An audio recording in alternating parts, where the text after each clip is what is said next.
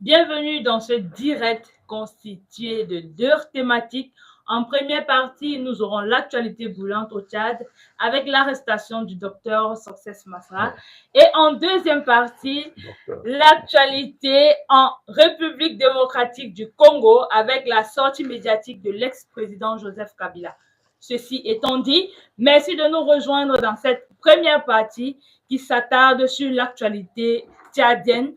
Pour l'analyse de ce fait, nous sommes face à notre invité exclusif, le président Bandakani. Président, bonsoir et merci de vous être une fois encore soumis à cette tâche. Bonsoir, Madame Charlotte Diengele. Je suis très content de me retrouver, comme toujours d'ailleurs, de me retrouver en face à mes équipes d'intervieweurs et d'intervieweuses, parce qu'on a fait un petit chemin. On a fait un petit chemin et c'est très encourageant de voir cette dynamique qui se distingue des autres dynamiques numériques par la pertinence de notre thématique et le niveau de la barre tel que nous l'avons placé. Donc, nous avons dit dès le départ que nous venons pour déclencher le processus de rétablissement de la souveraineté numérique du continent. Ce qui suppose de briser les chaînes de la domination numérique, j'allais dire, de la recolonisation du continent qui se fait aujourd'hui par le numérique. Donc, permettez-moi de vous saluer, de saluer les techniciens, de saluer nos internautes, nos abonnés qui sont formidables. Voilà, merci. Merci, Président Bandakani. Sur ce plateau, je suis Charlotte Edengele, accompagnée de Monsieur Ghislain Nguessu, à qui je vais dire bonsoir. Tout à fait. Bonsoir, Charlotte, j'espère que tu vas bien. Bonsoir, Monsieur le Président. Bonsoir, Monsieur Nguessu. Vous allez bien, Monsieur le Président? Je vais toujours bien. C'est important de savoir, Monsieur le Président, parce que les thématiques à l'ordre du jour sont chaudes. On espère que votre température pourra tenir. Vous savez, vous savez, à chaque fois que vous m'avez demandé si j'allais bien, j'ai toujours répondu que je vais bien. C'est important, Monsieur le Président. Voilà. Monsieur le Président Bandakani, comme il a été indiqué, le premier arrêt de cette émission va nous conduire tout droit au Tchad, un pays qui vous est cher, Monsieur le Président Bandakani, pour avoir, dans le moment antérieur, mené des combats particuliers pour la souveraineté de ce pays. Ce pays, Monsieur le Président Bandakani, a vécu quelque chose de particulier, parce que le mercredi 14 mai, le village de Mandakao, sur la province de Gaulle occidentale, près de la frontière camerounaise en plus, a été le théâtre d'affrontements particulièrement violents. En effet, les campements de nomades et 84 ont été incendiés, des habitants ont été assassinés, majoritairement de femmes et des enfants. Selon les sources officielles, le bilan s'élèvera à 41 morts et plusieurs blessés. Source locale, quant à elle, indique clairement que ce sont les éleveurs Peul qui ont été attaqués par les agriculteurs Gambaye suite à un litige sur la limitation des zones de pâturage entre les agriculteurs et les éleveurs dans le village concerné. Ces victimes, Monsieur le Président Bandakani, en plus de plonger le pays dans l'effroi et la consternation, ont remis sur la table une question vieille qui semble ne pas avoir été résolue de manière pertinente. Il s'agit ici évidemment de la question de la délimitation des zones de pâturage et d'agriculture dans les zones de cohabitation entre les éleveurs et les agriculteurs. Monsieur le Président Bandakani, les affrontements entre éleveurs et agriculteurs ne sont pas une spécificité tchadienne. En commun l'activité tchadienne, Monsieur le Président Bandakani, le Niger et le Cameroun, 2 pays voisins du Tchad, ont aussi été confrontés souvent à cette situation-là et parfois les épisodes se sont avérés violents. Ces événements, Monsieur le Président Bandakani de Mandakao, sont-ils exclusivement la conséquence de l'incapacité du gouvernement tchadien à régler de façon sérieuse et pertinente la question de la question des terres entre agriculteurs et éleveurs? Mais on ne parle pas de ces questions-là, ces questions de ce qu'on appelle des conflits intercommunautaires, mais qui sont en réalité des conflits de suivi, de lutte pour l'accès à des biens essentiels, l'eau, le pâturage. C'est pas dans un pays qui a un nord extrêmement désertique. Effectivement, c'est le cas du Tchad. Ce qui naturellement tend à pousser les populations vers les zones dans un contexte d'agriculture de subsistance et d'agriculture peu développée, surtout dans la partie du nord du pays. Ça pousse les populations vers les zones les plus, on dit ça, les zones fertiles. Vers le sud, en tout cas. En fait, c'est le sud du Tchad, vous avez tout compris. On n'exclut pas aussi que cette influence n'est pas seulement le fait des populations tchadiennes, mais aussi des populations transfrontalières. Ça crée une pression énorme sur les ressources. Donc, et ça, ce sont des vieilles querelles. Elles sont avant même la colonisation. Ce sont des vieilles pas ce fait-là en tant que tel. C'est l'exploitation qu'on a fait au niveau de la géopolitique, au niveau de la politique. C'est ça qui est intéressant. Je voudrais qu'on commence d'abord par interroger comment régler la situation, parce que c'est une situation qui semble récurrente. Elle devient assez fréquente, M. le Président. Est-ce que le gouvernement tchadien a suffisamment réglé la question pour qu'on en arrive là? Comme la plupart des pays africains, les compétences de nos gouvernements sont purement administratives. Là où vous avez des problèmes, les problèmes structurels, des problèmes de pauvreté et des relations économiques, les réponses gouvernementales sont purement administratives. Or, la question fondamentale, c'est de débloquer le potentiel économique. C'est de libérer les ressources en les développant. Et pour développer les ressources, il faut une économie libre, il faut une économie dégagée des contraintes néocoloniales, des contraintes traditionnelles, pas, telles que nous les connaissons dans nos pays. Mais le gouvernement tchadien, quoi qu'on dise, est l'héritier d'un système néocolonial. C'est pas que les entraves liées à la France-Afrique ont justement bloqué. Ça fait donc qu'en l'état actuel, dans le développement, la réponse du gouvernement ne peut être qu'administrative. Elle est fondamentalement insuffisante. Elle est fondamentalement insuffisante pour aborder la question. Le gouvernement tchadien en la matière pêche par la médiocrité, M. le Président. Je dirais pas ça. Je dirais pas ça parce que, une fois de plus, c'est un héritage. C'est un héritage qui a été aggravé par des décennies de guerre civile, où la guerre a pris le pas sur la production, sur le développement économique, etc. Ce sont des faits. Une fois de plus, avant de traiter un gouvernement d'incompétent, il faut voir s'il a les capacités, s'il a les compétences avant d'être incompétent. Est-ce qu'il a la possibilité de répondre en tant que tel? Je dis une fois de plus, c'est un héritage extrêmement difficile. Et une fois de plus, c'est un pays qui a connu des décennies de guerre civile. La compétence, justement, pendant ce temps, a été plus militaire qu'économique,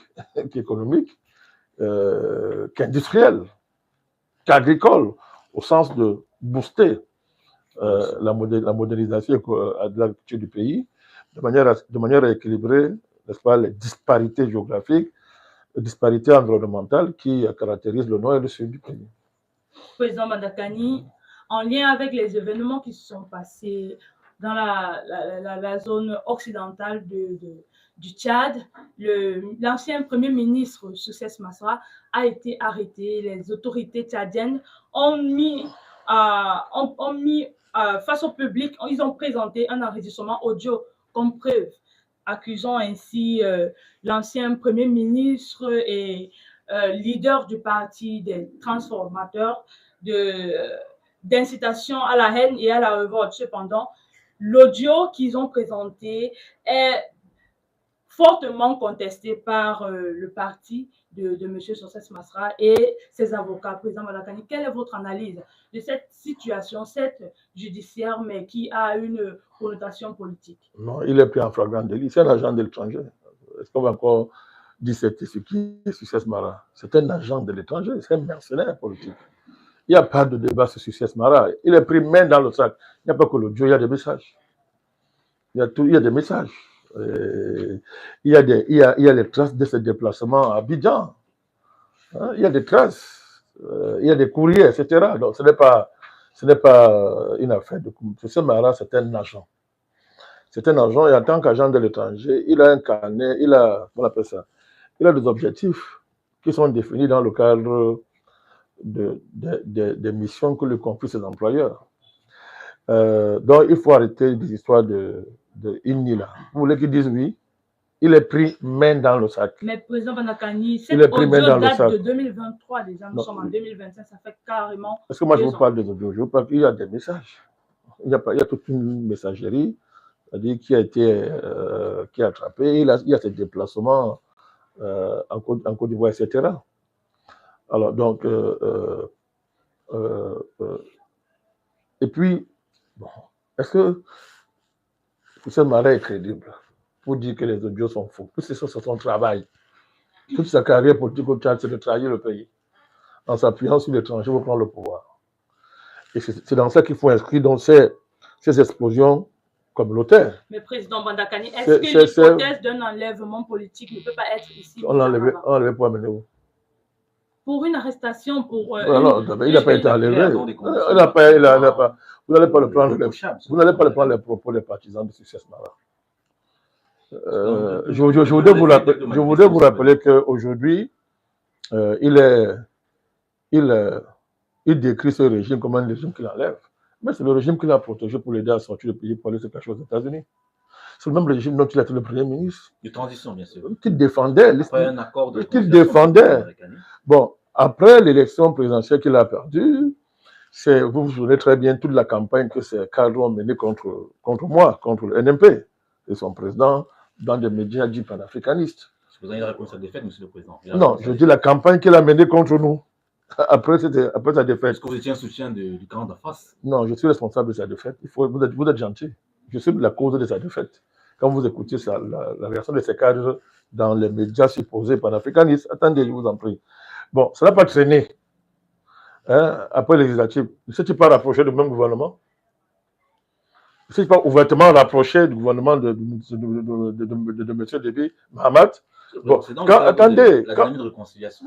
Je ne sais pas. Il a pris part. Non, le problème, c'est que bon, si vous vous réconciliez et vous confortez ce que nous disons de vous, si à chaque fois que vous posez des actes politiques, vous confortez ce que nous on dit de vous, vous nous reprochez donc quoi? Est-ce que c'est un crime de savoir qui il est?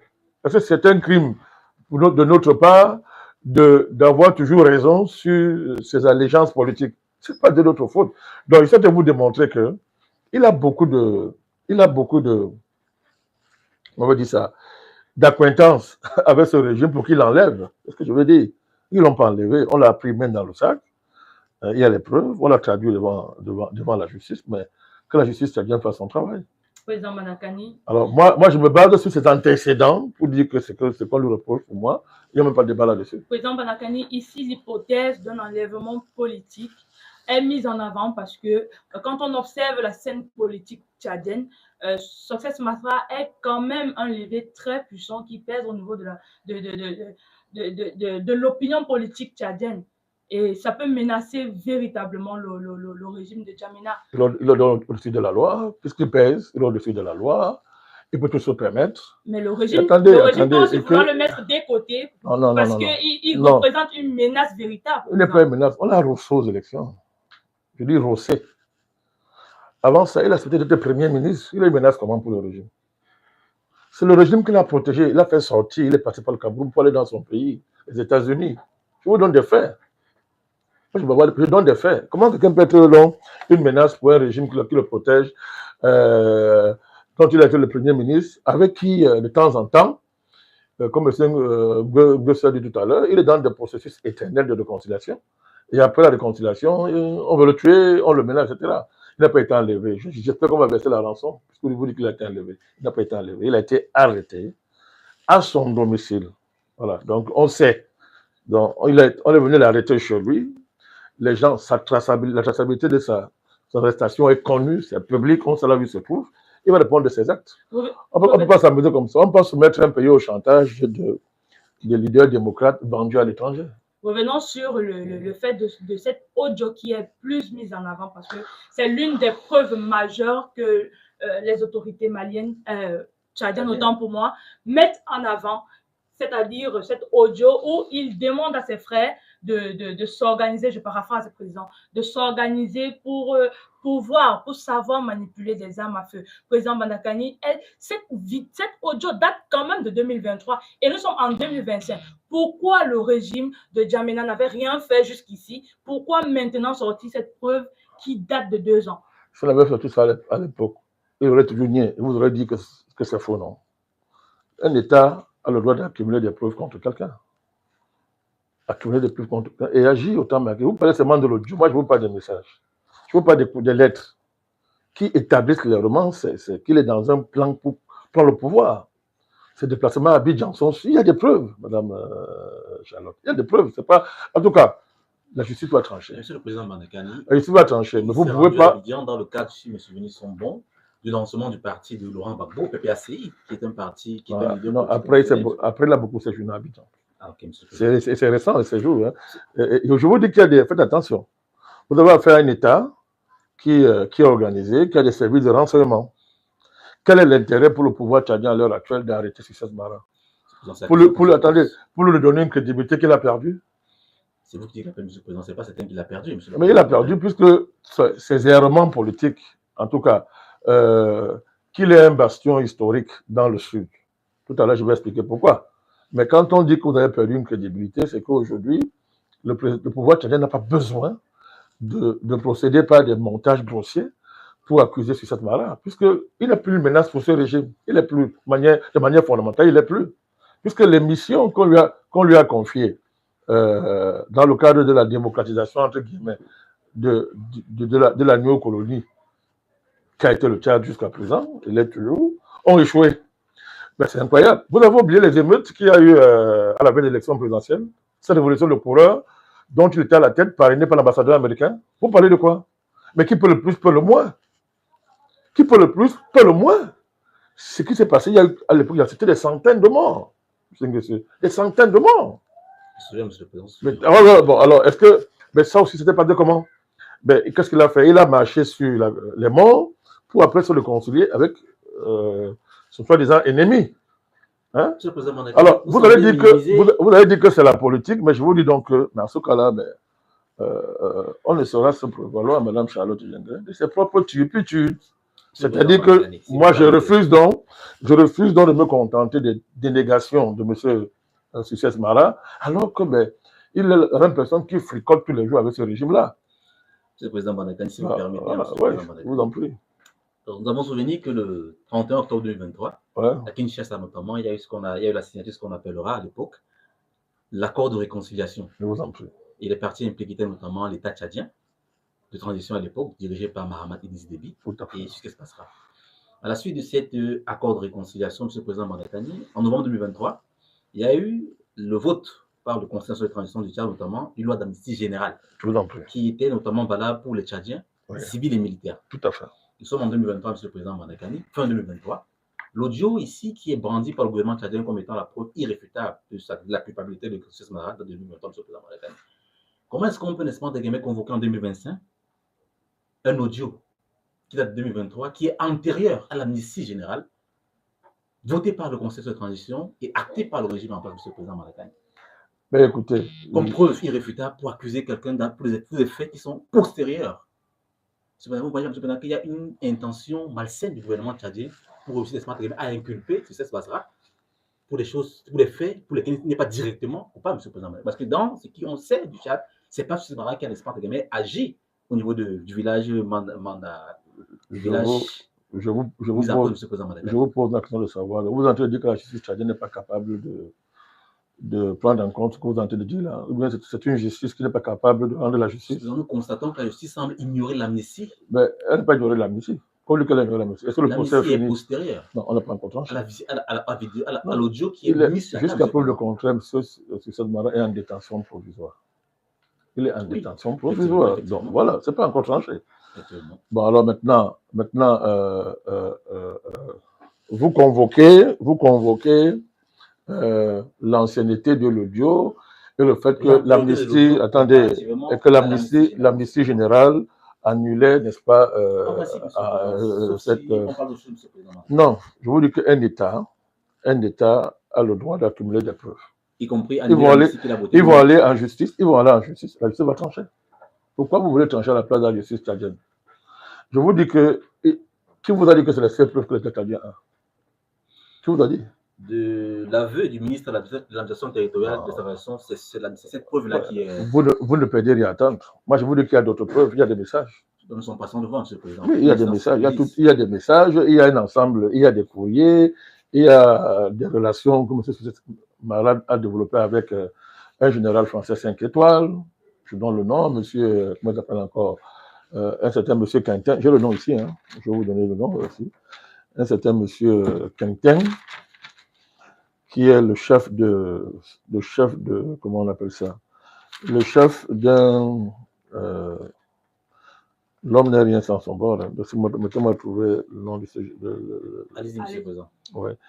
C'est un général français, monsieur Quintin... Voilà, M. Grégoire de Saint-Quentin, qui dès 2024 est désormais le patron des mercenaires français de l'entreprise GEOS. La proximité entre Succès Mara et ce général, et la proximité est prouvée par les échanges de courriers qu'ils ont fait entre eux. Dans le courrier, il y a des buts précis. Lesquels, M. le Président? De prise de pouvoir. De prise de pouvoir. Ce n'est pas une question d'affaires, de prise de pouvoir. Donc, n'allez pas vite. Si la justice l'élargit, si pas le peuple en justice, je fais confiance à la justice tchadienne. Je vous dis qu'il n'y a pas que ça. Il y a des ONG qui sont impliquées, dirigées par une dame qui s'appelle, je vous donne le nom, Madame Guy Bordeaux-Rufine, hein, qui, sous couvert d'humanitaire, fait de l'espionnage. Il y a des lettres, il y a des courriers. Attendez, il y a des courriers dont je vous dis, n'allons pas vite. N'ayez pas cette attitude, n'est-ce pas, que les collectifs d'avocats mercenaires, dont le collectif qui défend M. Masra, M. Masra, dirigé par le fameux M. Bourdon. Bon, M. Bourdon, c'est qui il est, et compagnie, qui ont une tendance à mépriser les justices africaines. Sous le prétexte que les justices françaises, les avocats français sont supérieurs, mais l'état de la France aujourd'hui en matière de droit. Mais la France est pire. Elle est pire qu'un État, je ne sais pas, comment on appelle ça. Mais la France est un pays particulièrement bananier. Quand on voit ce qui se passe en France, la dernière arrestation de M. Jovanovic, vous savez, M. Jovanovic, c'est un grand intellectuel français qui anime beaucoup d'émissions sur le plan de la finance. On allait le prendre chez lui parce qu'il a simplement rappelé les secrets qui ont présidé à la crise financière organisée de 2008. Il a seulement rappelé ça. On allait l'enlever chez lui. Là-bas, c'était un enlèvement. Puis si on l'avait trouvé, c'était un catastrophe. On n'a pas trouvé. On a fouillé sa maison. Ils sont rentrés chez lui. Ils ont tout mis sans dessous. Bon. La justice française, M. Sarkozy, qu'on a arrêté dernièrement, on a levé le bracelet électronique après 3 mois. Pour prendre seulement son cas. Mais la justice française brille par quelle indépendance? Il y a quel droit en France? Vous parlez de quoi? Donc, il faut bien que quand c'est un État africain, les avocats mercenaires au service des services secrets français, de la géopolitique française, à la réputation établie, ce sont des escrocs. Bourdon, c'est un escroc. On l'a pris en flagrant délit d'escroc. C'est un mercenaire. Alors, rapidement, ils se sont constitués, il vient défendre Succès Mara en disant que non, il n'a rien fait, on lui dit qu'il est innocent, etc. Attendez, un peu. Moi, j'ai dit, il faut faire confiance à la justice de nos pays, du Tchad. S'il est innocent, s'il n'y a pas de preuves, tout le monde verra qu'on l'a condamné sans preuve. À ce moment-là, on avisera. Mais moi, je ne suis pas de ceux qui vont donner le moins de crédit à M. Masra au regard de ses antécédents, qui ont quand même failli mettre ce pays à feu et à sang. Président Bandakani. À feu et à sang. Président Bandakani, vous avez dit tout à l'heure que M. Succès Masra tripotait avec le régime de Djamena. Est-ce que cette action-là, cette arrestation-là doit être appliquée à l'endo-colonel tchadienne qui se débrouille pour installer au sein de la politique tchadienne un climat social et politique instable dans le but d'entacher le programme politique mis en œuvre par le président Mohamed Idriss Déby. Vous mettez la main le pied dans le plat. Vous ne comprenez pas sur cette Mara si vous excluez tout ce qui s'agit en agitation de tout ça. Effectivement, il y a un véritable endo-colonel au Tchad. Il n'est pas seulement au pouvoir. Pour bien comprendre ça, il faut analyser profondément la dynamique de l'endo-colonel tchadien dans ses différentes factions et les conflits qui les opposent. Et historiquement, de manière fondamentale, la France a créé un poison géopolitique au Tchad. C'est un poison. Et qui a gangréné ce pays. Pour le traiter, c'est pas facile. C'est le clivage nord-sud. Le clivage nord-sud est fondé par le fait que la France a géopolitisé un clivage, parlons comme ça, naturel et géographique, tout à l'heure on en a parlé, qui fait qu'il y a un nord-Tchad, parlons comme ça, arriéré, économiquement arriéré, désertique, montagneuse, volcanique, arrive, merci, avec des problèmes de sécurité extraordinaires qui proviennent de sa frontière avec la Libye. Vous ne parlez que de la Libye. Pour ajouter quelque chose à ce que vous dites, Président, nous pouvons remarquer que dans le programme politique mis en avant par le président Mohamed, il a rompu les accords militaires avec la France d'abord pour essayer d'assurer un certain... J'allais y arriver. Je ne veux pas commencer par ça, parce qu'on va dire que je géopolitise tout. C'est bien, je ne voulais pas y arriver. Donc, je tente de vous expliquer donc que ce facteur-là, ce clivage naturel géographique a été transformé en un grand piège géopolitique que la France contrôle au Tchad pour manipuler non seulement les élites, mais, comment dire ça, éterniser une division du pays et entretenir les affrontements larvés qu'elle lève de temps en temps quand les circonstances lui demandent ça. Alors, donc on a opposé le nord, caractérisé par les éléments que je viens de vous donner, et un sud, qui lui est la région la plus avancée, la plus industrialisée et la plus scolarisée. Écoutez très bien, quand la colonisation française arrive au Tchad, elle va investir en termes de scolarisation dans le sud. Pourquoi? Parce que historiquement, les gens du nord sont extrêmement militarisés, ils font des razzias dans le sud, et ils obligent à payer les tributs. Donc il y a un ressentiment historique, naturel, n'est-ce pas, dû à ce fait-là, entre les populations du sud et ceux du nord. Les gens du sud perçoivent donc la colonisation comme émancipatrice.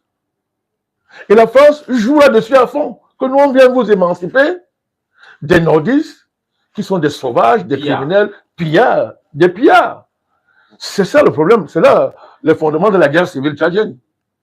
Du moins au niveau de la sociologie, au niveau de la sociologie du pays, sociologie au niveau de la population, etc.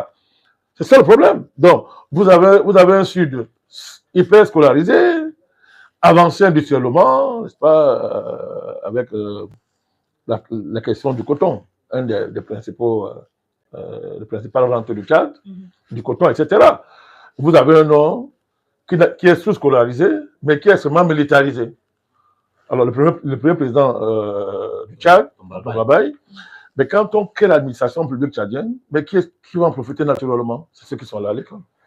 Donc, vous avez dans un pays qui, de manière de façon, même jusqu'à aujourd'hui, ce n'est pas encore réglé, a une administration qui, de manière fondamentale, est tenue par les populations du Sud. Donc, c'est un clivage que la France a entretenu et qui a nourri toutes les guerres civiles, qui a mis ce pays à feu et à sang pendant plus de 30 ans, n'est-ce pas? Succès Marat est l'héritier de ce clivage. Il ne cesse pas de jouer là-dessus. Il a même proclamé, à un moment donné, il a commencé à jouer avec les histoires de la République du Tchad et du Sud. Mais président Badaka, est-ce que cela n'alimente pas davantage? Non, ce n'est pas ça le problème. Attendez, d'abord, je vais vous dire, pour que vous compreniez que ce n'est pas une affaire judiciaire. On est dans une affaire politique et géopolitique. Donc, vous voyez, d'ailleurs, le Tchad a rappelé, quand on a refoulé le voyou là, le Tchad a dit que nous avons les avocats à l'intérieur. Il peut se constituer de la défense. Pourquoi subitement qu'elle a arrêté la camarilla des mercenaires avocats qui débarquent avec déjà les réponses toutes faites, les communiqués tout faits, dans la même tradition d'insulter la justice tchadienne, de vouloir démontrer que c'est une arrestation politique arbitraire. Elle n'est pas arbitraire. Parce que, si je ne répète encore, cette là c'est l'héritier de ce clivage-là. Et vous venez de dire le vrai problème. Depuis que Mahamat Déby s'est émancipé de la tutelle militaire française, sa tête est mise à prix. La France a juré de déstabiliser, n'est-ce pas, le Tchad. Or, Massara serait le pion de cette il n'est pas qu'il serait, il est le pion. C'est pas qu'il est le pion parce qu'il se présente et se le cache. Massara n'a même caché ses objectifs.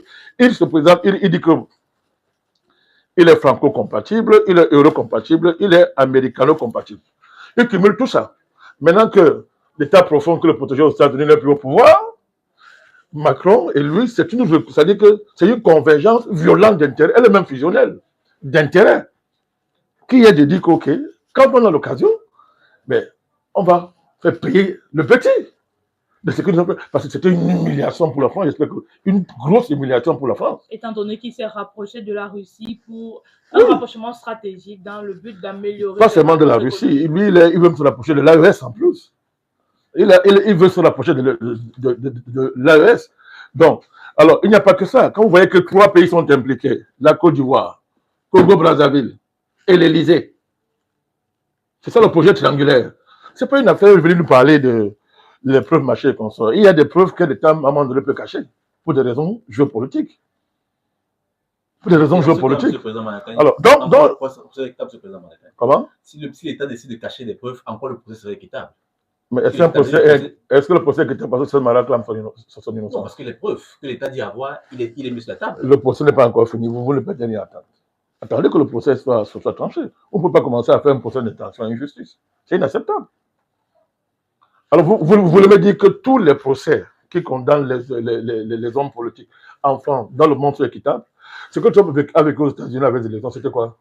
Oui, mais attendez, est-ce que pour autant, mais avant qu'il le soit acquitté, combien de fois ils sont là condamnés? D'ailleurs, ce n'est pas fini. C'est même pas fini. C'est parce qu'il arrive au pouvoir qu'il est en train de vider ce procès-là. S'il n'avait gagné l'élection, il serait en prison. Probablement. Il serait en prison. Bon, ce n'est pas le seul cas. Pourquoi dans ces pays-là, vous ne remettez pas en cause la valeur de la justice? Indépendant de la justice. Pourquoi c'est en Afrique que chaque fois qu'il y a des procès qui sont des procès sensibles, on commence à dire il n'y a pas de justice en Afrique, ça ne vaut rien. Non, il ne faut pas entrer dans ce jeu-là. Surtout avec un monsieur comme Succès Mara. Des gens comme Succès Mara ne peuvent pas être défendus en Afrique. C'est un mercenaire, il assume clairement cette démarche-là. Et il le fait parce qu'il sait qu'il est protégé. Que chaque fois qu'on va l'interpeller, le monde entier, ses parrains occidentaux vont se lever et agiter dans le chiffon rouge de justice corrompue qui sont la sorte des États. Il faut arrêter ça. Je rappelle qu'il a été Premier ministre. De transition. Ça veut dire beaucoup de choses. Ça veut dire quelle transition? C'est la base d'un accord de réconciliation. Quelle transition? Vous voulez qu'on revienne? Vous voulez qu'on revienne sur ces propos quand il y a eu les sessions de dialogue à Doha, au Qatar? Pourquoi il refusait de s'y joindre? Qu'est-ce qu'il disait de tout ça? Donc, vous avez quelqu'un dont il n'est même pas fiable. Il ne peut pas dire un truc aujourd'hui, tiens, 6 mois. Il va changer dans 6 mois. Donc, on parle de quoi? C'est très beau de brandir cette amnistie. Je te rappelle que c'est la conséquence de dialogue auquel il a refusé de participer. Mais il a bénéficié des résultats de ce dialogue-là. Il a participé au dialogue parce qu'à Kinshasa, sur la houlette du président Tshisekedi. Non, je parle du dialogue. Vous parlez de transition. Parce que ce qui s'est passé à Kinshasa, c'était pour gérer les conséquences des émeutes qu'il a créées. En décidant de renverser l'État, monsieur. C'était une révolution de couleur.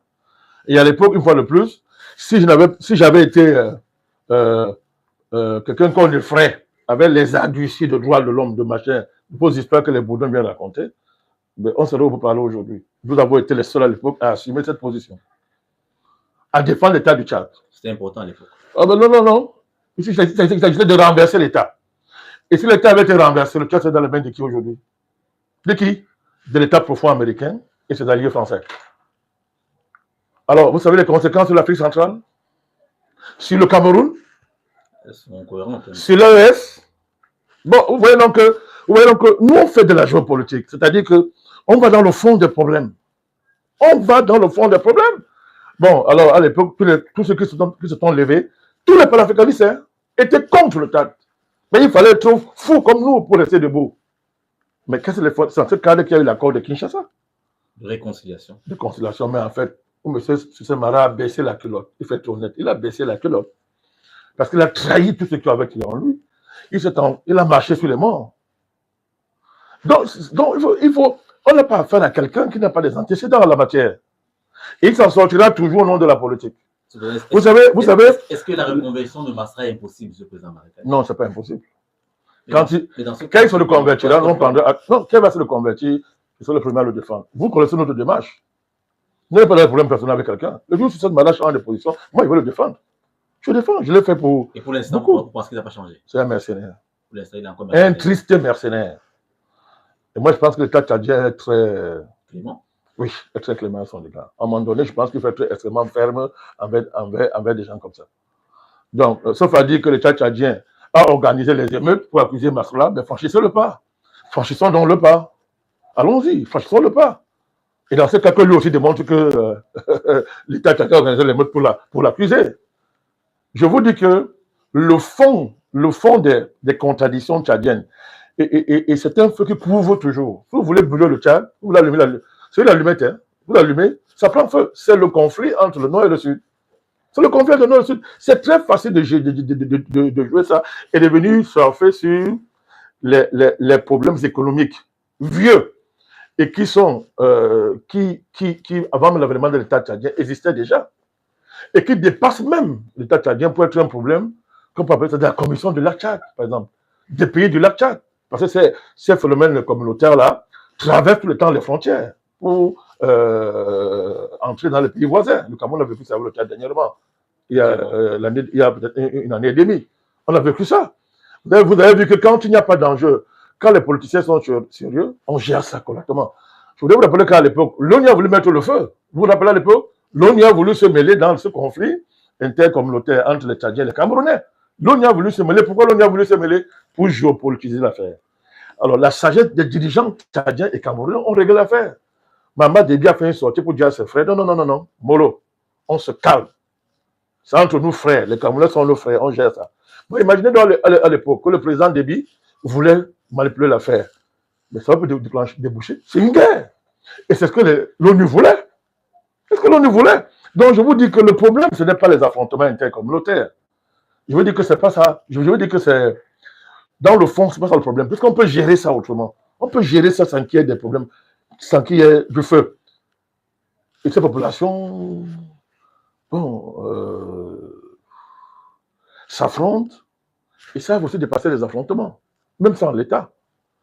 Mais quand c'est récupéré par la géopolitique et les ambitions politiques de quelqu'un qui pense qu'il est né pour gouverner le Tchad, parce qu'il est docteur, c'est un énarque qui a été formé à Paris, mais ça devient très compliqué. Ça devient extrêmement compliqué. Donc, moi, on ne peut rien attendre. Il y a un ensemble d'éléments qui sont sur la table. Si la justice tchadienne montre qu'elle n'a pas été en mesure de gérer ce procès de façon équitable, on avisera. Je vous rassure, on fera une émission ici. Nous allons dire ce que nous avons à dire. Mais pour l'instant, ce n'est pas comme ça qu'il faut aborder cette affaire. Nous connaissons tout ce que vivent les pays de l'AES. Monsieur Ghislain, Madame Denguele Charlotte, vous n'allez pas, dans aucun pays au monde, vous ne verrez jamais les questions de l'avenir d'un pays être soumis aux oripeaux judiciaires. Je dis bien oripeaux judiciaires. Jamais. Que ça soit, c'est vrai en France, c'est vrai aux États-Unis, c'est vrai partout. Parce que quand des politiciens montrent des affaires, ils savent dissimuler leurs crimes. Hein. Ils savent très bien les dissimuler, monsieur. Parce que c'est des choses qu'il est difficile à prouver de temps en temps. Difficile à prouver souvent, parce que c'est bien monté.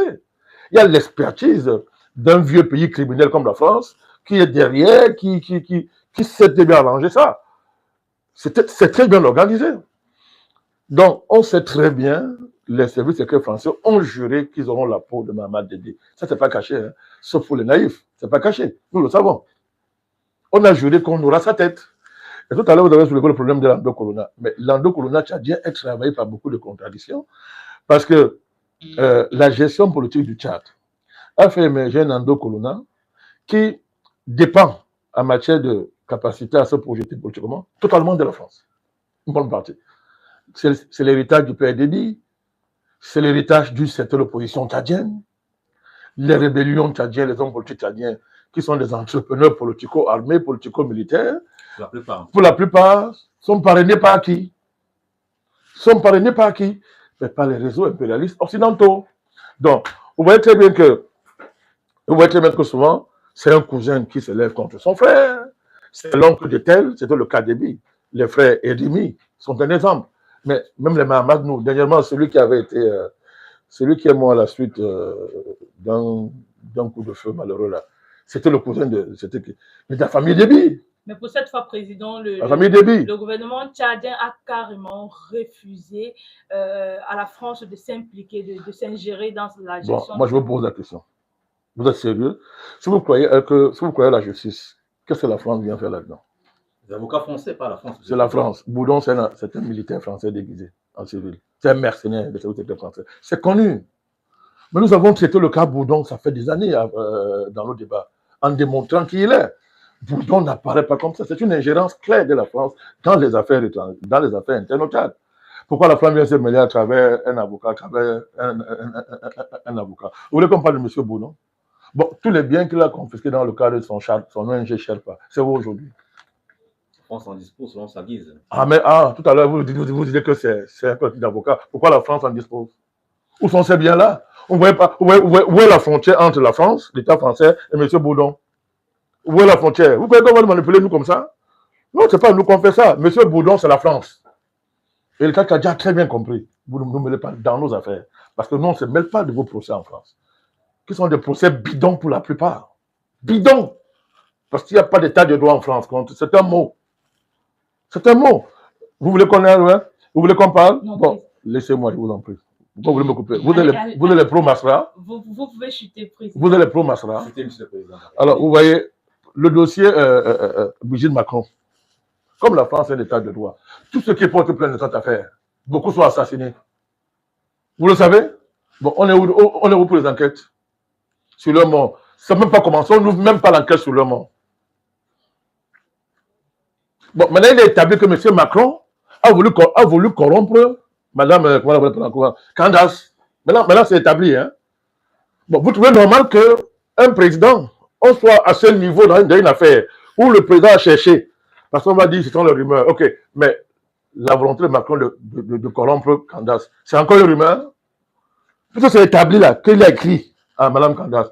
Bon, pourquoi en France, aucun procureur ne déclenche une procédure judiciaire? Pourquoi? Monsieur le président Bandakan, j'ai l'impression, sauf si je me trompe, que l'État tchadien procède à la surenchère souverainiste pour masquer la procédure qu'il a diligentée, qui, pour l'instant, présente beaucoup de failles, monsieur le président Bandakan. Affirmer comme ils le font en disant que, je le cite, le ministre de porte-parole du gouvernement dit « Nous refusons aujourd'hui que les avocats français viennent défendre dossier Massa ». C'est une surenchère, monsieur le président Bandakan, pour cacher les vices de procédure qui semblent émerger de plus en plus dans le dossier, monsieur le président. Vous êtes aussi dans une surenchère droit de l'hommiste, vous. Puisque vous reprenez, pour vous, qu'on refoule des avocats d'un pays, c'est quoi dans une surenchère souverainiste? Où est la surenchère souverainiste? Surtout que vous parlez d'un pays qui, historiquement, a été une colonie, une néocolonie française, où la France a organisé la guerre civile pendant des années, en se cachant derrière justement, les faux prétextes de ces clivages communautaires. C'est-à-dire du conflit nord-sud. Vous ne parlez pas de n'importe quel pays. C'est un pays que la France a détruit. La France en a fait son marchepied. C'est le cœur de la géopolitique française, le Tchad. C'est le cœur de la géopolitique française. Quand vous lisez toutes les théories géopolitiques françaises, vous voyez l'importance du Tchad. La France en a fait carrément une réserve géopolitique. Et que le Tchad devait demeurer comme ça. Et pour que le Tchad demeure une réserve géopolitique, il fallait qu'il soit en guerre pendant longtemps, pourvu qu'elle demeure cet axe fondamental de la colonisation française, de la géopolitique française. Donc, de quoi on parle? Tout ça est au-dessus des affaires de Bourdon. On veut présenter un problème géopolitique, le réduire à une affaire de respect des procédures judiciaires. Mais moi, j'aime souvent demander ça. Hein. Quand la France organisait les guerres civiles au Tchad, il y avait quelle procédure judiciaire? Président Bandakani, attendez, avec la suite de cette émission. Attendez, je vous en prie. C'est sérieux, c'est important. Sinon, on va croire que nous sommes contre Masra, l'individu. Quand la France a colonisé le Tchad, il y avait quelle procédure judiciaire? Les différentes guerres civiles que la France a organisées au Tchad, il y avait quelle procédure judiciaire? Déby a été assassiné sur la base de quelle procédure judiciaire? Vous voulez qu'on parle de quoi? Bon, pourquoi dans le cas de Cécile Mara, on vient faire un procès d'intention à la justice tchadienne? Monsieur, laissez la justice tchadienne régler ce problème. Toutes les justices du monde sont imparfaites, mais on fait avec. Nous retenons ça, président Bandakani. On fait avec, voilà. Nous retenons ça. Avant de conclure cette première partie de notre direct spécial, nous allons inviter nos nombreux internautes à rester connectés pour la suite. Car la partie qui suit celle-ci sera consacrée à l'actualité en République démocratique du Congo avec la sortie médiatique de l'ex-président Joseph Kabila Kabengue, un pays qui est cher au président Bandakani. Mais avant cela, nous allons retenir quelques points de l'intervention du président Bandakani sur l'actualité tchadienne. Président Bandakani, vous avez dit ici que cette arrestation retrace ici la volonté pour le régime de Djamena de ressortir et de traiter la contradiction ou alors le problème historique qui mine la société tchadienne, c'est-à-dire le conflit entre le nord et le sud du Tchad. Non, c'est instrumentalisé par M. Masra. Instrumentalisé ici par l'endo-colonat tchadien qui joue son meilleur carte. Donc, M. Mara est une des figures majeures. Merci, Président Manakani, nous allons retenir ça. Et pour terminer, vous avez invité tous les soutiens de M. Success Masra de rester et de laisser le procès aller jusqu'au bout. Merci, Président. Nous allons rester avec nos... Non, mais je les invite pas. Hein. Je les invite. Je les invite pas. On ne les invite pas. Le Tchad, c'est un État organisé qui est engagé dans un processus de libération qui force la fierté de toute l'Afrique à l'heure actuelle. Parce que quand nous avons parié sur le Tchad, personne ne nous a suivis. Hein. On était isolés. Aujourd'hui, si vous connaissez les projets du président Mahamat Déby au niveau industriel, je sais de quoi je parle, j'ai des dossiers là-dessus. Quand vous voyez les projets qu'il a pour son pays en termes de modernisation, il faut soutenir ce pays-là. On ne peut pas permettre qu'un aventurier mercenaire vienne remplacer une dynamique de libération nationale par une démocratisation néocoloniale qui va vendre le pays à la France et aux Occidentaux. Merci, Président Manakani. C'est inacceptable. Merci. Nous gardons cette énergie pour la deuxième partie, c'est-à-dire celle consacrée à la RDC.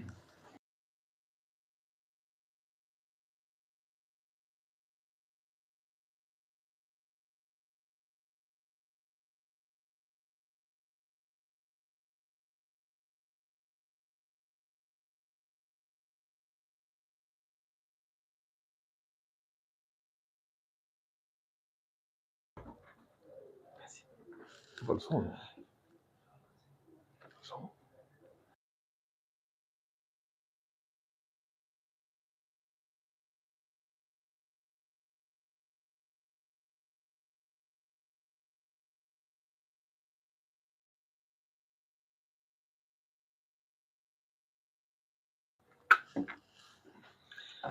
Monsieur le Président, vous avez traversé la première partie de cette émission consacrée à l'arrestation de l'opposant politique tchadien, M. Success Masra, et vous avez dit de laisser la justice faire son travail. Ouais. Monsieur le Président, nous allons aborder la deuxième thématique de cette émission consacrée à la RDC. La RDC est un pays majeur en Afrique centrale et c'est un pays que vous connaissez très bien.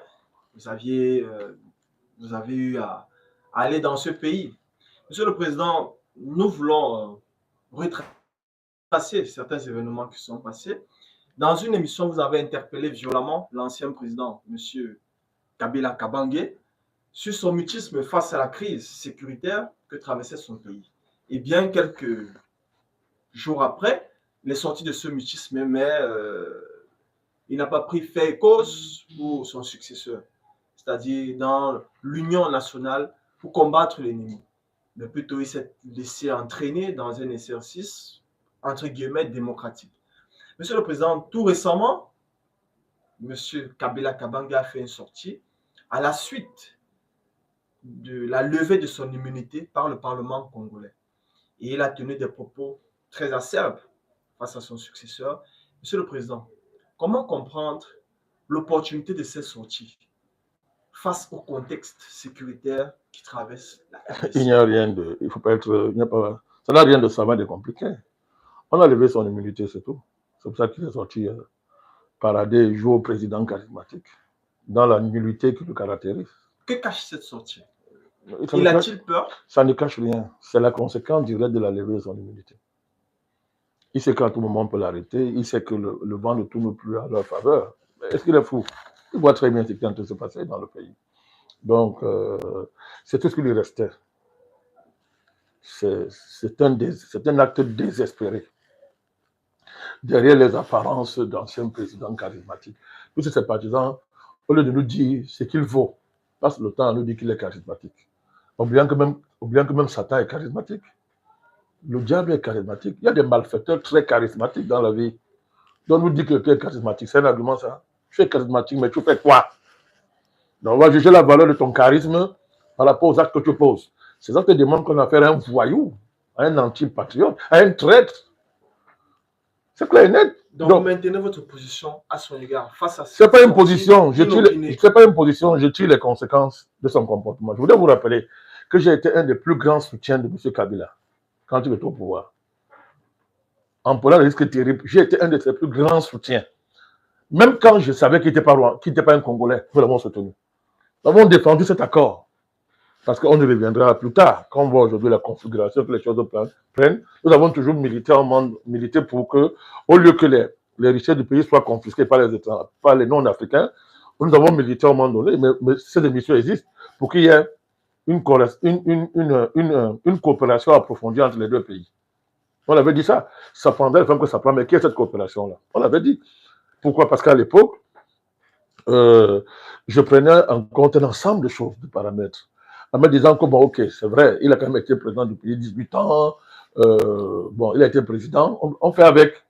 Mais nous avons observé, mon retournement contre Kabila est basé sur un seul fait.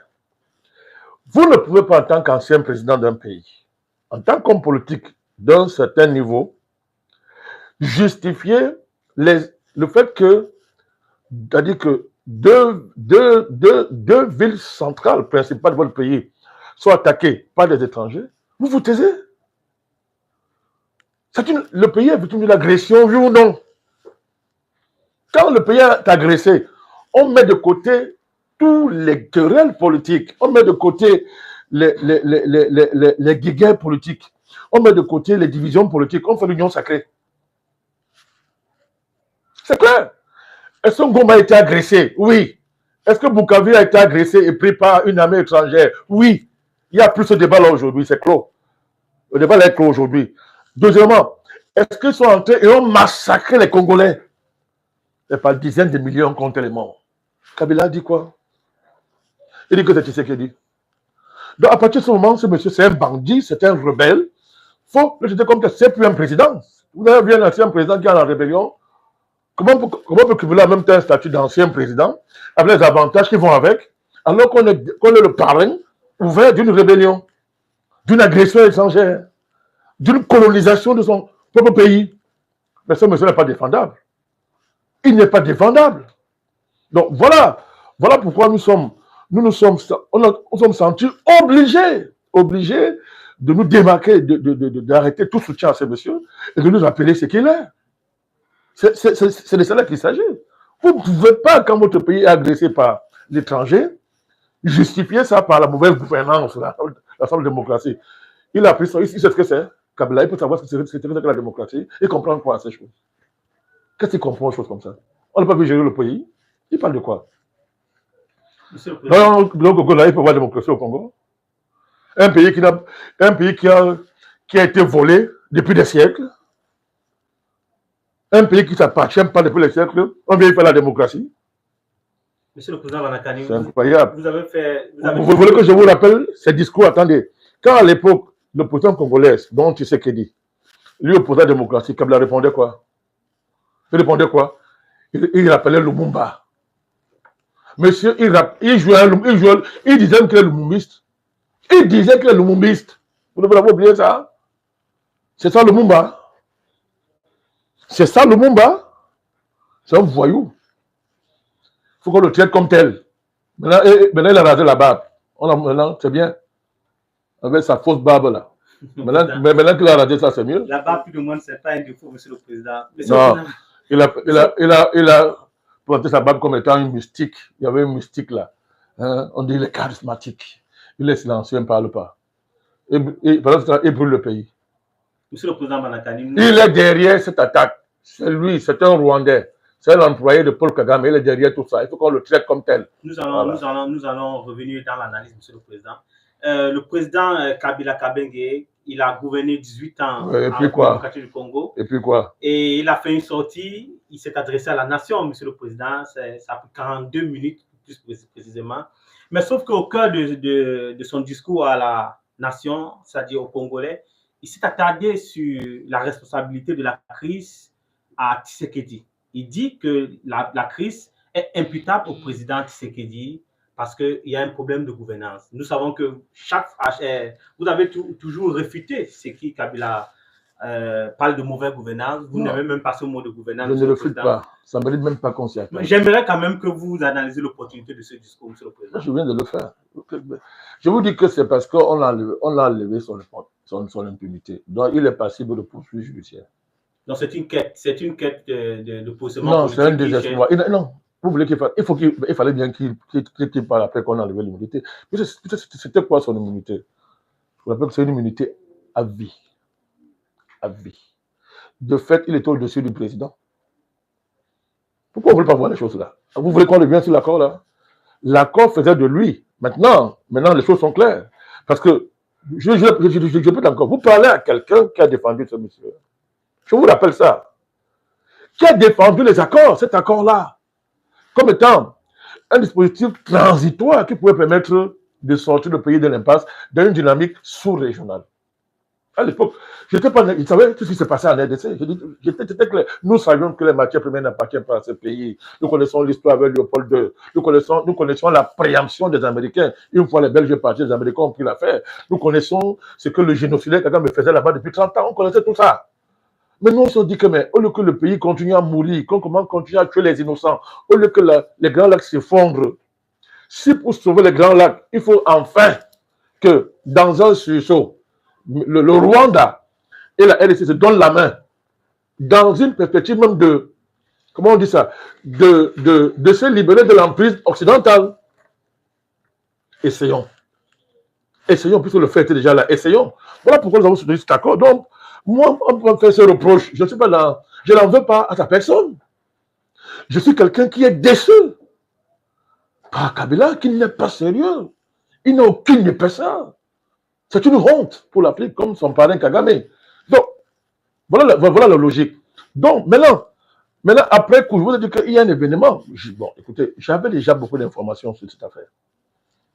Nous sommes des chercheurs. Mais, je me suis dit, OK, avoir l'information, c'est une chose. Mais pour l'instant, on n'a pas encore les éléments clairs pour dire que non, vraiment, celui-là, au-delà de l'opposition qu'il entretient politique, qui le lie à Tshisekedi, ce qui est normal, puisqu'ils disent qu'ils sont des démocrates. Tshisekedi dit qu'il est un démocrate, lui aussi dit qu'il est démocrate. Donc, entre démocrates, donc, ils peuvent faire le cinéma qu'ils font là. Donc, leurs oppositions politiques n'étaient pas suffisantes pour que nous tirons un trait sur M. Kabila. Mais lorsqu'il y a eu cette agression ouverte, que le monde entier condamne, que le promoteur même a reconnu, parce que maintenant, Kagame se cachait pendant tout le temps, il ne se cache plus maintenant, lui il reconnaît, il a accepté. Le monde entier condamne, tout le monde condamne. Kabila ne le condamne pas. Il ne condamne pas, il justifie.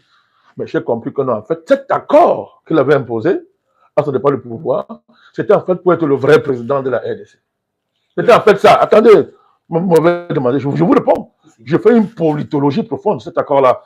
En fait, il voulait être le vrai président de la RDC, sous-président, qui obéit à Kabila et par ricochet à M.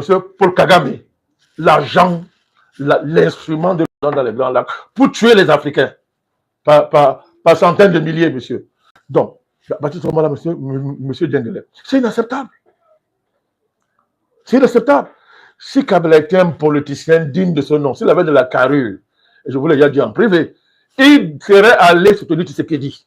Là, dans cette affaire, comme Jean-Pierre Bemba a fait. À ce moment-là, la question de sa nationalité, mais qui aurait pu se lever ça aujourd'hui? La question de cette vérité cachée pendant longtemps qu'il est un agent rwandais n'aurait pas pris le pas sur le fait qu'il a été un ancien président du pays et que pour ça il mérite des égards. Mais qu'est-ce qu'il a fait? Il s'est déshabillé. C'est le serpent qui mord sa propre queue. Il a défendu ces rebelles, ces criminels qui ont agressé le pays, ont humilié la nation, ont enlevé toute dignité à ce peuple-là, en croyant que 2 jours après, c'était ça le pari. Oh, il y a les documents. Hein. Les réunions qu'il y a eu comment on dit ça, chez l'autre criminel, Museveni, en Ouganda. Il y a les documents sont dehors, où Koussé Kabila a pris part à ces réunions. Et la mission était claire. Déstabiliser la RDC, agresser la RDC. Et le document existe, de quoi est-ce qu'on parle? C'est pour ça que, Monsieur le Président, nous allons rester... Voilà, c'est pour ça que je vous dis donc que l'opportunité de cette sortie, c'est que c'est une sortie de désespoir. C'est-à-dire, il joue son dernier barreau. Et maintenant, ouvertement maintenant, il tente. C'est Kagame qui veut recycler sa rébellion, en fait. Kagame veut recycler sa agression, discréditer dans tout le monde entier, rejeter dans le continent le criminel en chef Kagame, qui a versé tellement de sang. Aujourd'hui, la dernière carte qu'il a en main, c'est Kabila. Donc, il y a une convergence claire d'intérêts stratégiques entre les deux, au point où l'un va cacher l'autre. Sans même que Kagame ne parle, Kabila, il reste à assumer la preuve. Il dit qu'il va en Goma. Faire quoi? Dans le même discours, il dit on m'a accusé sur la base des rumeurs que j'étais en Goma. Bon, maintenant, comme je vais aller mon humilité, je vais en Goma. Ils sont même de ce type. Ça, c'est un ancien président, ça. Président, nous allons rester au cœur de l'analyse. C'est pour ça que je suis dans l'analyse. Oui, Président, nous allons rester au cœur de cette analyse parce que tout à l'heure, mon co-présentateur, Jules Blamousso, a parlé des non-dits du discours. Et à ce niveau, vous avez allumé la flamme et j'aimerais qu'on reste à ce niveau. Le non-dit, c'est de recycler l'agression en problème intérieur du Congo. C'est tout. Et c'est une démarche désespérée parce qu'il est trop tard pour ça. C'est pour ça que dans son discours, on a constaté qu'il n'a pas parlé de la prédation internationale, il n'a pas parlé du Rwanda, il n'a pas parlé de la géostratégie. Alors que le Rwanda lui-même dit que c'est moi. C'est fini. Le Rwanda n'était pas dans le processus de Washington, actuellement pour la paix. Le Rwanda n'était pas à Doha. Il n'était pas à Doha. Ils étaient, Monsieur le Président. Ils ont été représentés par... Je vous dis que ce monsieur-là, c'est un vaurien. Il n'est pas digne. On sent qu'il n'était pas à sa place comme président. Il n'était pas à sa place. Vous dites la vérité, il n'était pas à sa place. On appelle ça accident de l'histoire. Et est-ce qu'aujourd'hui, nous pouvons affirmer que le président, l'ex-président du Congo... L'ex-président de quoi? C'est un rebelle. Oui, je veux dire l'ex-président parce c'est un rebelle. C'est un agresseur. Puisqu'il protège, il défend l'agression du pays par les forces étrangères. On regarde de vos analyses. Non, est-ce que vous admettez ça, monsieur? C'est-à-dire que c'est un agresseur. Non, monsieur le président, moi je n'admets pas, je pose des questions. Mais vous posez des questions en ayant la vérité, en ayant les faits. Est-ce qu'il n'est pas le parrain de l'agression? C'est vous qui analysez, monsieur le président. Non, je ne l'analyse pas. As-tu condamné l'agression? Non. Non. As-tu condamné le Rwanda? Non. Mais vous voulez que j'aie des preuves? Monsieur le Président, restons toujours... Un ancien président qui fait ça? C'est incroyable. Monsieur le Président, restons toujours sur le plan politique. Dans vos propos, vous avez parlé de l'accord qu'il y ait, M. Kabila à M. Tshisekedi, dans le sens où, selon vous, ça visait à stabiliser le pays, à lui offrir une perspective au-delà de tous ces autres qui pèsent. Une nouvelle perspective stratégique. Monsieur le Président, quand on regarde cet accord, M. Tshisekedi ne l'a-t-il pas violé, selon vous? Il a violé quoi? Cet accord. Mais a posteriori, nous voyons qu'il avait raison de violer ça. Il avait raison. Il avait raison. Écoutez, parce que écoutez, attendez, je vous réponds. Dans cette sortie, je vous réponds. M. Kabila, sans vous couper, s'il vous plaît. Allez-y. M. Kabila dit qu'il prend la parole parce qu'il constate que la nation congolaise est en train de mourir par le fait qu'une classe politique essaye juste de se maintenir au pouvoir sans offrir une véritable perspective au peuple. Bon, moi je comprends votre travail, vous posez des questions, mais je vous prie d'être rigoureux. C'est-à-dire que les arguments de Kabila ne méritent pas qu'on parle de ça. Ça lui donne trop d'importance. C'est un ancien président, monsieur. Non, il n'est pas. C'est un rebelle, c'est un agresseur. C'est un agresseur, il agresse son pays. Et c'est un étranger. Ingrat avec un pays qui lui a tout donné. Un statut que n'aurait jamais eu dans son propre pays. Jamais. Il pourrait être président au Rwanda. Puisqu'il est rwandais. Voilà. Congo l'a accueilli, lui a tout donné. Je répète encore, sur la base du temps qu'il a passé au pouvoir, nous l'avons défendu. Et nous avons cru qu'il avait de l'envergure au regard de son parcours en tant qu'ancien président de la RDC. Nous avons cru à ça. Je répète encore, nous avons dit, cet accord peut ouvrir une nouvelle perspective qui soit en dehors de la vieille perspective coloniale nazie, impérialiste qui fait des Congolais des étrangers dans leur propre pays. Il y avait les conséquences que ça a dans toute l'Afrique, monsieur mon cher Jules. C'est ça la démarche. Mais ce n'était pas son problème. Son problème était d'être le plus riche des Grands Lacs, la volé, tellement volé quand il était président, d'être le plus riche et d'être en fait le vrai président du pays. Monsieur le Président, toujours. Attendez, maintenant je vous réponds. Non, je n'ai pas fait votre question. Allez-y. Vous dites que c'est qu'il a violé cet accord. Ok. Je vous ai répondu que, c'est-à-dire, comment on appelle ça, c'est-à-dire, après coup, j'ai dit qu'il a raison de violer, il avait raison. Parce que devenu président, il a constaté la mauvaise foi. Il parlait seulement de violer. Qu'est-ce que Tshisekedi n'a pas offert à M. Kagame? Kabila le sait. Tshisekedi a offert, a proposé à Kagame la perspective d'une coopération renforcée. C'est-à-dire même le partage de ses matières premières. Arrogant, sûr de lui. Le duo maléfique Kabila-Kagame, sûr de leur fait, l'ont envoyé balader. L'ont envoyé balader. Il faut rappeler ça. Il faut rappeler ça. Alors, mais de manière fondamentale, Kabila père,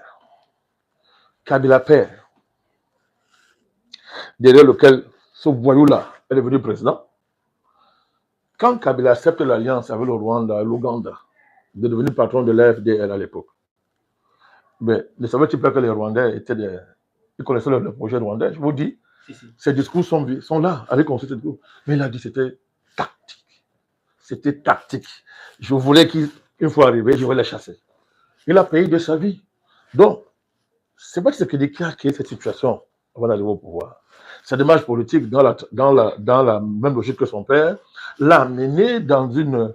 on appelle ça, aller faire des manœuvres de bas niveau avec ces gens-là. Mais il s'est ressaisi.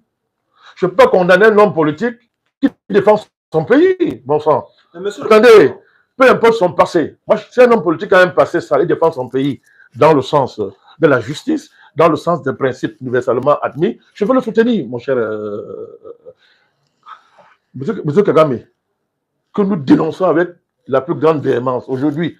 S'il change, il pose des actes qui vont dans le sens du combat que nous menons, nous allons le soutenir. On va le soutenir. Donc, ce n'est pas de problème personnel. Donc, je comprends. Je soutiens que ce qui dit, ils ont dénoncé l'accord, monsieur. Puisque, monsieur Jules, est-ce que Kabila dit aux Congolais que l'accord, en réalité, masquait une vraie réalité politique, à savoir qu'il était le vrai président? Donc, il y a quelque part manipulation, monsieur. En manipulation ou de manipulation, moi, je justifie que ce qui dit, à un moment donné, dénoncer cet accord et l'a violé parce que Kabila, en fait, nous a tous piégés. Il nous a tous piégés.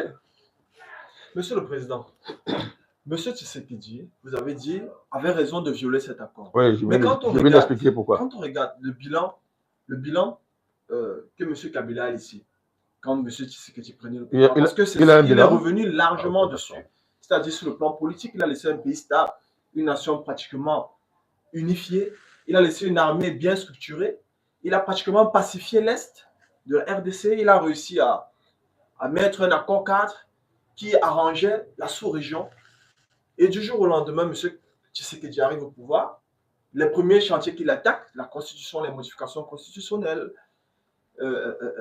pratiquement tous ces accords qu'il a liés sur le plan politique ont été bousillés. Il n'a pas respecté sa parole. Et deuxième chose, M. Kabila fustige le fait que le FDR était une armée supplétive, c'est-à-dire qui devait aider l'armée nationale congolaise à pacifier son territoire. Mais M. Tshisekedi, pratiquement, les a diabolisés et a enfermé beaucoup d'entre eux. Monsieur le Président, quand vous regardez ce discours où M. Kabila dresse un bilan de sa gouvernance, qui était pratiquement élogieuse, et un bilan de M. Tshisekedi, pratiquement catastrophique sur le plan sécuritaire, politique, parce que pratiquement la nation congolaise est sur le bord de l'implosion. Comment comprendre cette situation? Lorsqu'on est dans le registre de... Strictement politique. Quand on est dans le registre de l'autoglorification, ça veut dire qu'on aime un enfant, parce qu'on se manque soi-même. Quand on est dans le registre de l'autocélébration, on est forcément inconsistant. Donc, vous dites, son bilan est le plus positif de l'histoire de la RDC. Ça repose sur des faits, Président. Quel fait? Vous appelez fait ce que lui dit. Du moins, c'est fait un bilan comparatif entre lui, son bilan et le président Tshisekedi. On va poser la question, laissez-moi répondre. Allez-y. Fait contre fait, on va voir ce que les faits valent à la fin. Puisqu'il a le meilleur bilan de l'histoire de la RDC. Bon. pour les besoins de ce travail, je me suis infligé la douleur d'aller écouter son discours. Je vous assure, j'ai beaucoup souffert en écoutant ce criminel-là. Mais j'étais obligé de l'écouter. Alors, il a laissé une armée. Elle est où? Elle est où? Elle est sur le terrain, monsieur le président. Ah, après avoir fui? Après avoir déserté le front de lutte? Trahi le pays? Les procès du général Kipondo, là, Théophile Kipondo et consort, c'est quoi? Monsieur le Président. Attendez. Ces procès, vous les suivez quand même. Si, monsieur le président. Les généraux qui ont trahi le pays. Trahi le pays, en fait. On connaît l'histoire de l'armée congolaise. Kabila a créé une fausse armée. Cette armée n'était valable que quand il était au pouvoir, dans le cadre de la colonisation de la RDC par le Rwanda. Le Rwanda agissant pour le compte des pays que nous connaissons, qui historiquement ont confisqué la RDC. Donc, ça dit que quand il était au pouvoir, c'était une bonne armée. Puisqu'il y avait une cohérence entre le projet politique et cette armée-là. Quel est ce projet politique? Je répète, c'est la colonisation de la RDC par le Rwanda. Mais ça, c'est un scandale cosmique. Qu'un petit pays comme le Rwanda veut coloniser un géant, on comprend très bien que non, ce n'est pas le Rwanda qui colonise. Le Rwanda n'est que l'instrument de la France, l'Union européenne et l'État profond américain, héritier des Belges. Donc, c'est une armée, ça. Mais ce n'est même pas une armée, il faut trouver notre nom. C'est une auberge espagnole, ce n'est pas une armée, ça. C'est une armée traîtresse. Dès que les rois, vous savez, je vais vous dire une chose. Les victoires de M23, tout le monde sait que ce ne sont pas des victoires, ils ont fait la guerre avec qui? Puisque les généraux trahissaient, Kipondo est accusé d'avoir saboté l'approvisionnement logistique des fronts 2 jours avant l'arrivée du M23. Il n'est pas le seul. Ces généraux ont déserté. Ils ont refusé de combattre. C'est une armée, ça. Qui les a nommés? C'est M. Kabila. Ce sont ces gens. Donc, voilà donc les performances de M. Kabila. Alors, il parle de quelle économie? Puisqu'il a libéré les matières premières, c'est 10% qu'il a imposé aux Chinois. C'est ça qu'il appelle une performance économique sans la sécurité. Et ce n'est pas le fait du hasard, j'avais à parler de ça ici. Et allez voir les contrats miniers qu'il a signés. Ce sont ces contrats à lui. Il a partagé. Mais Colonel Nangaa veut mourir, pourquoi? Bientôt, vous allez aussi dire que c'est un patriote, non? Vous allez dire que Colonel Nangaa, c'est un héros. Tout ce Kabila a un bilan. Colonel Nangaa aussi a un bilan. Son combat est juste. Colonel Nangaa est entré en rébellion, pourquoi? On a touché ses mines. Kabila, l'économie, c'était de distribuer les mines, du moins les résidus que les Occidentaux laissent pour corrompre la classe politique. Ils partageaient ça. Quand le Rwanda prenait tout ce qu'ils avaient à prendre, tout et tout le reste, ils se partageaient. Ça fait de lui l'homme le plus riche des Grands Lacs. Pour nous permettre d'entretenir une guerre en RDC. Il fait être ultra riche, mon cher Jules, pour financer ce type de politique que Kabila est en train de faire. Donc, il parle de quel bilan? Il parle de quel bilan? Vous voulez que c'est comparable au bilan des colons. Hein? Les colons disaient toujours, attendez, nous on a apporté la santé, on a construit les routes, on a apporté l'éducation. Attendez, on a entendu de la barbarie. Même vous là, qui ne vous pas accepter le discours des colons?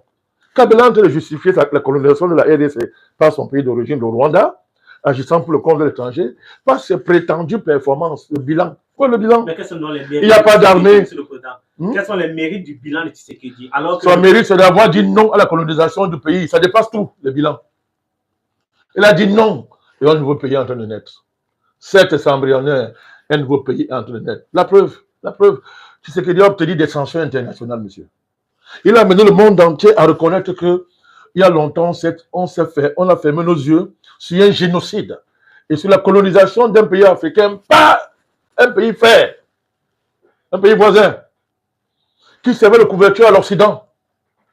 Il a réouvert nos yeux sur près de 18 millions de morts assassinés par Paul Kagame, monsieur, qui est reçu en grande pompe dans toutes les conférences des pays africains. On le salue. Un continent qui salue un criminel. Un continent qui suit les chaussures d'un criminel. C'est une honte. Dans la Tshisekedi, on a ouvert nos yeux là-dessus. Il a fait de ce problème un problème international, monsieur. Mondialement reconnu et sur la table de la conscience universelle. Il a réussi ça. Ça a débouché sur des sanctions, monsieur. L'économie du Rwanda est en train de mourir. Oui, monsieur. Sur des résolutions des Nations Unies, je pense que c'est 2773, qui, c'est clair, condamne l'agression étrangère. Ce débat-là, il est clos. Grâce à un homme qui a dit non. Je m'en fous de son passé à ce moment-là. Son passé ne m'intéresse plus. Parce que je n'ai jamais été un pro-Tshisekedi. C'est connu.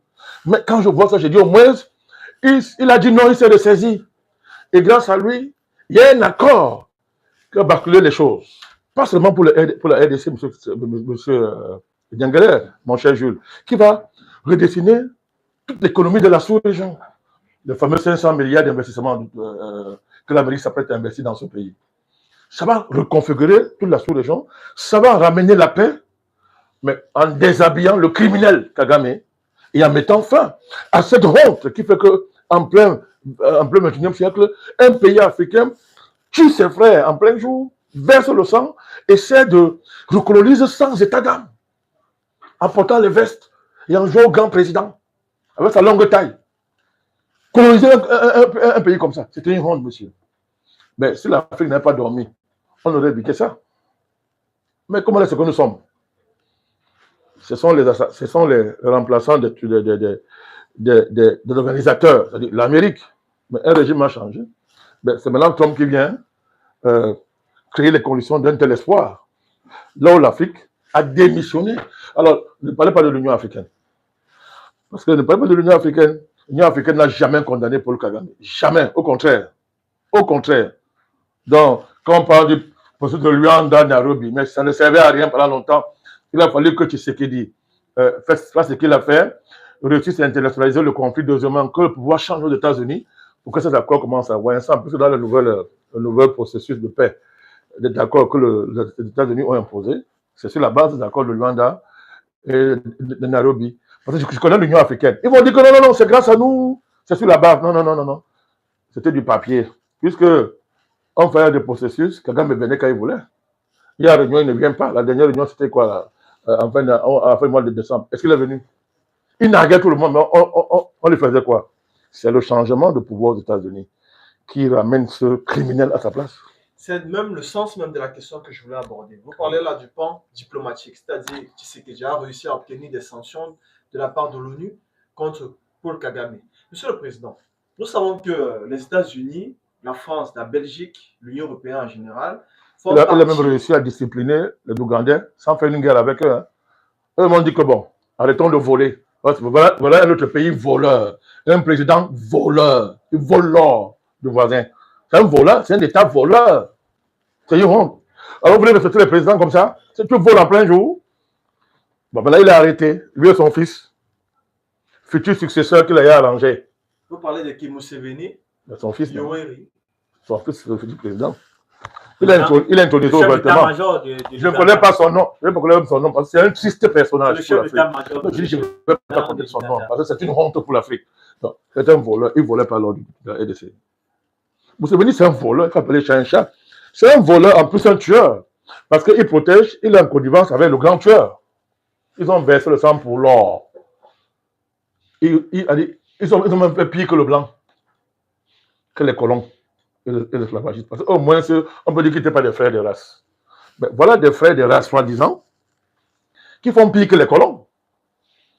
Vous voyez? Donc, Tshisekedi a réussi à le faire reculer sans même utiliser la force par la voie diplomatique. Tellement la puissance de l'action diplomatique qu'il a engagée a effrayé le voleur et le criminel. Monsieur le Président, toujours sur ce plan diplomatique, vous savez, vous avez inscrit généralement dans vos analyses la RDC sur le cadre de la géopolitique des Grands Lacs. Bien sûr. C'est ça. Avec ce succès diplomatique de M. Tshisekedi, Monsieur le Président, nous savons que les États-Unis, l'Union européenne, la France, la Belgique forment la constellation des États qui ont beaucoup d'intérêt en RDC. Monsieur le Président, êtes-vous sûr que la diplomatie va réussir à faire tenir le pays sur le moyen terme? Elle a au moins abouti à les résultats que je viens de citer. C'est un fait. C'est un fait. Et la dernière nouvelle, c'est le communiqué qui vient de 6 sénateurs, attendez, 3 républicains, 3 démocrates, c'est un signal. La Commission des affaires étrangères du Sénat américain. Allez suivre le communiqué. Les choses sont en train de basculer. Là, ils sont allés plus loin. Ils disent qu'ils ne vont plus tolérer les agressions contre la RDC. Ils sont allés plus loin. Et le message est clair à M. Kagame et sa bande. Bon, on ne sait pas le troubadour. Pourquoi ce changement de politique au sein des États-Unis? Non, je tiens à vous démontrer. Non, pourtant, ils sont au cœur de mouvements qui ont... Non, les États-Unis, c'est un État criminel. Nos positions sont connues. Mais il y a eu un changement sérieux au niveau du pouvoir. Donc, il y arrivé quelqu'un qui n'est pas de l'État profond, tel que nous le connaissons historiquement. C'est l'État profond, Clinton, Obama, tous ces bandits-là, qui ont mis le feu dans le Grand Lac et ont génocidé, organisé le génocide, avec leurs complices européens, franco-européens. Donc, on connaît l'histoire. Quelqu'un doit y arriver qui n'est pas dans cette affaire. Il a dit, je ne suis pas dedans. Moi, je suis un accord État à État. Et la demande du président Tshisekedi, qui a longtemps demandé à être aux États-Unis, sous le président, l'ancien président, on l'a pas.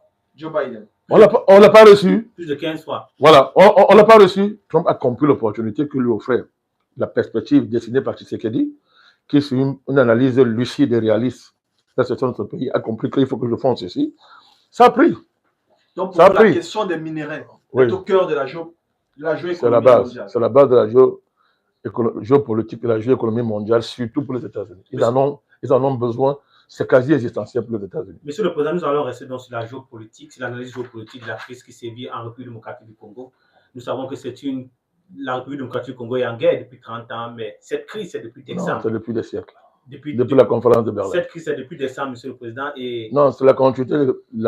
Cette affaire a déclenché la conférence de Berlin. Tout à fait. Et tout notre sort colonial a été décidé à la conférence de Berlin. Merci. OK.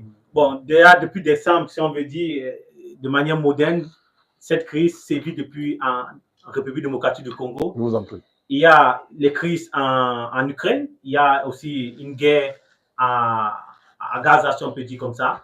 Mais elles sont très médiatisées. Non, il n'y a pas une guerre à Gaza, il y a un génocide. Un génocide israélien. Ouais, vous avez pas assumé. Non, c'est un génocide, le débat est clos. Okay. C'est un génocide perpétré par un des plus grands criminels de l'histoire de l'humanité. Un déréglé mental, appelé Netanyahou, à la tête d'un État colonial, terroriste, qui décime une population devant la face du monde en plein 21e siècle. Nous ne pouvons pas nous taire devant ça. Chaque fois que j'ai l'occasion, je parlerai de ça. Nous sommes en train de traiter quand même le cas de la RDC. Non, c'était une parenthèse. C'était une parenthèse. Si, monsieur le Président. Bon, nous savons que la RDC a des ressources qui est un enjeu géostratégique, géoéconomique même. Central pour le monde. Central pour le monde. Central pour le monde. C'était comme une guerre de 8 à 8 clos, monsieur le Président. Elle n'était pas très médiatisée comme celle de l'Ukraine ou bien le génocide qui s'est dit à Gaza. Mais comme vous avez bien dit, le président Tshisekedi a reçu... C'était les nègres, non? Les nègres sont Le président Tshisekedi a reçu quand même de manière diplomatique à exposer la situation qui sévit dans son pays. Et c'est une victoire, nous saluons. Il faut saluer ça. Et nous revenons donc dans le discours de son... Abandonné par les présidents africains. Bien sûr, monsieur le président. L'élite africaine, les démocrates africains. Abandonné. Puisque Kagame, c'est un grand démocrate. Kagame, c'est un très grand démocrate. Vous faites bien de le préciser. Quand nous rentrons dans le discours de Joseph Kabila Kabengue, on se demande est-ce qu'il a ignoré expressément les influences de la prédation internationale sur la situation de sécurité qui sévit dans son pays? Si c'est le cas, est-ce qu'il serait donc un pion pour l'Occident? Vous posez des questions. Je vais vous rappeler ces discours quand il subissait la pression de l'Occident à l'époque pour qu'il passe le pouvoir. Allez revoir ces discours. Il dénonçait l'influence étrangère à l'époque. Allez voir ces discours. Il disait qu'il est lumbiste. Kabila revendiquait l'héritage lumbiste. Je vous dis. Bon, comme par enchantement, depuis qu'il n'est plus au pouvoir, cette causalité centrale a disparu. Il parle de bonne gouvernance, tout ça est comme ça. Tous ceux qui parlent de bonne gouvernance, ces anciens voleurs, ils ont volé. Leur argent est en droit de leur pays, en Occident, partout. Ils savent que s'ils veulent, tout le monde va sortir le bien. D'abord ça. Il est quel démocrate? Il est quel démocrate? Vous avez vu qu'un pays agresseur, un démocrate vient parler comme ça. Vous parlez de quoi? Donc, son silence sur cette causalité centrale, qu'il dénonçait lorsqu'il était président et qu'il subissait la pression de la CENCO, des puissances étrangères. Vous vous rappelez à l'époque? Si, voilà, c'était grave. Dans lequel il subissait tout ça, Kabila était le lumbiste, il était panafricaniste. Je vous rappelle que j'ai été invité à l'RDC par ses réseaux. Bon, il a pris des engagements qu'il n'a jamais tenus. C'est là où j'ai commencé à me poser des questions sur les gens panafricanistes. Je suis à Mondovision, hein. Je vous le dis. Donc, moi, je ne parle pas des choses en l'air. Donc, ce monsieur a oublié tout ça. Aujourd'hui, quand il parle de la RDC, c'est Tshisekedi le problème, c'est la bonne gouvernance, c'est la démocratie, c'est la tyrannie, c'est la personnalisation du pouvoir, etc. Il découvre ces mots-là. Il ne connaissait pas les mots-là avant. Il découvre ça. J'ai appris qu'il est devenu docteur.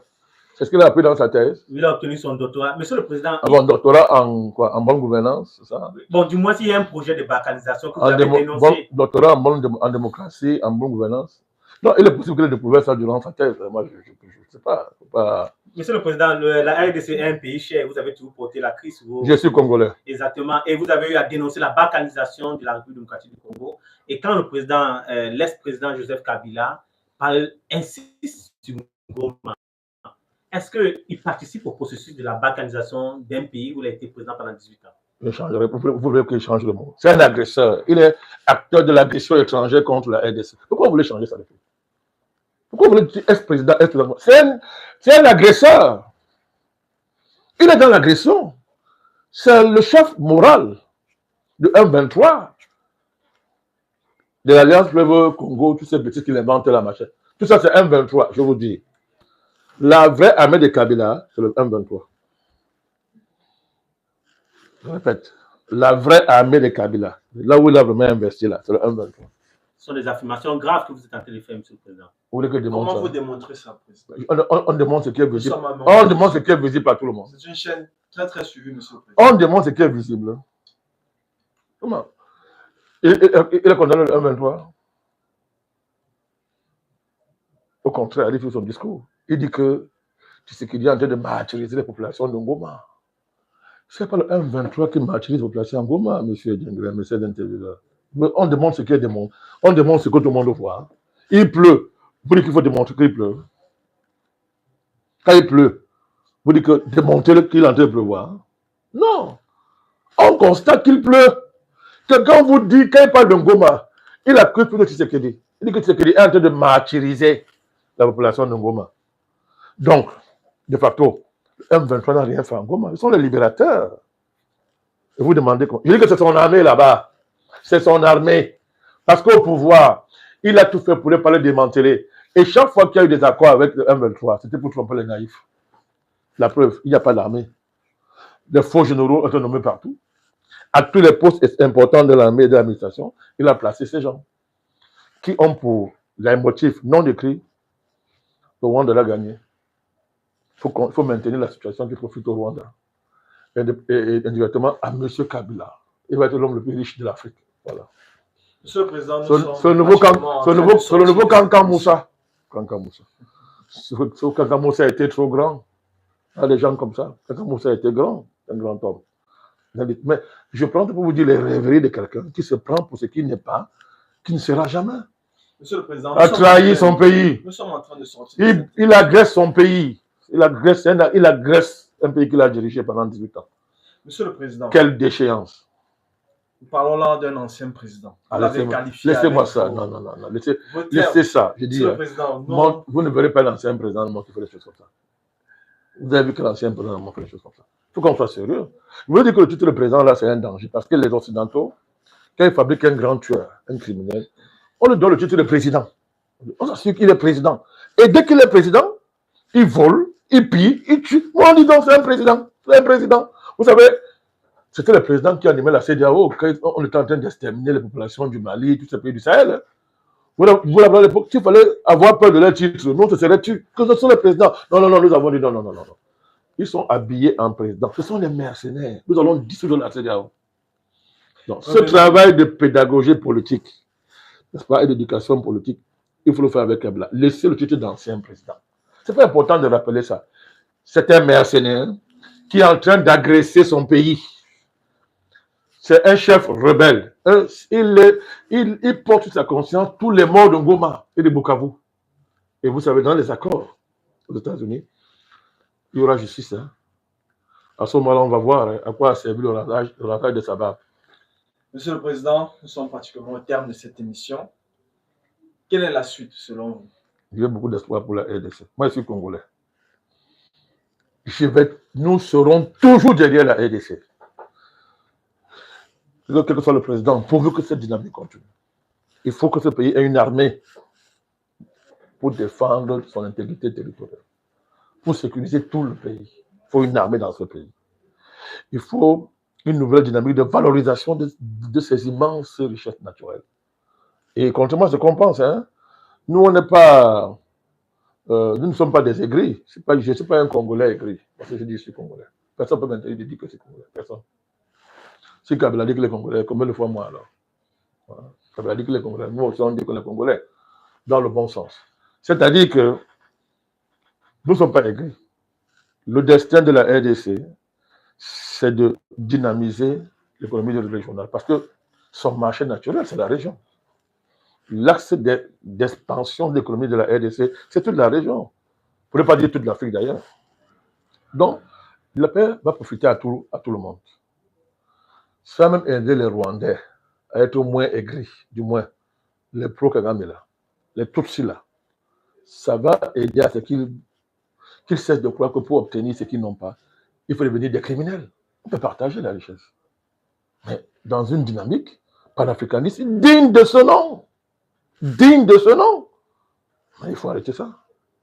Et moi, j'ai beaucoup d'espoir pour la RDC. C'est un grand pays qui a une grande vocation dans le monde, en Afrique, que le président Tshisekedi. Et je suis content qu'il ait commencé un travail là, le nettoyage politique. Si. Voilà, ça, tout ça est bon, mais si ça ne s'attaque pas à ça là, il faut démanteler la racaille politique. Il faut démanteler ça. Donc, nous, on encourage tout ça. Ouais. Monsieur le Président, vous êtes très écouté par la communauté congolaise. J'aimerais que vous regardiez la caméra parce que lorsque cette émission avait été annoncée, ils ont dit on va suivre le président Banakani. Il défend notre pays puisque c'est un Congolais. On ne connaissait pas le mouvement panafricaniste. Bravo NMP, bravo président. À ceux-là dans ces communautés congolaises qui sont en train de nous regarder aujourd'hui, qui ont confirmé vraiment qu'ils vous apprécient, j'aimerais que vous regardiez la caméra et vous leur dites quelque chose sur le président. D'abord, bloc autour du président. Bloc autour du président. Ce n'est pas de savoir s'il est bon ou mauvais. Bloc autour de votre président, le président Tshisekedi, que les plus courageux. Enrôlez-vous dans l'armée, allez vous former dans l'armée pour défendre votre pays. Et soyez vigilants envers les politicards. Les politicards qui parlent de démocratie, qui parlent de bonne gouvernance, là où le pays était à terre, n'existait plus. C'est un pays libre qu'on peut bien gouverner. C'est un pays libre qu'on peut démocratiser. On ne démocratise pas une colonie. On ne gère pas très bien une colonie, parce qu'on va gérer pour qui à la fin. Donc, méditez sur la vie de Patrice Lumumba, de tous vos héros qui ont fondé le patriotisme congolais, méditez sur leur vie, sur tous les héros africains, sur tous les grands combattants africains, méditez sur leur vie, que ça vous inspire à vous lever pour votre pays. Détournez-vous de tout tribalisme et de tout régionalisme. Détournez-vous de ces deux fléaux-là, qui sont extrêmement dangereux pour votre pays. Donnez-vous la main. C'est un pays unique qui peut tenir face à l'agression étrangère. Donnez-vous la main et une fois de plus, soutenez votre président. Vous n'êtes pas seul. Les Africains sont avec vous, on est avec vous, parce que nous sommes vos frères. Et c'est avec ces propos que nous mettons un terme à ce direct spécial consacré au Tchad et à la RDC. Merci, Monsieur le Président. Je vous remercie.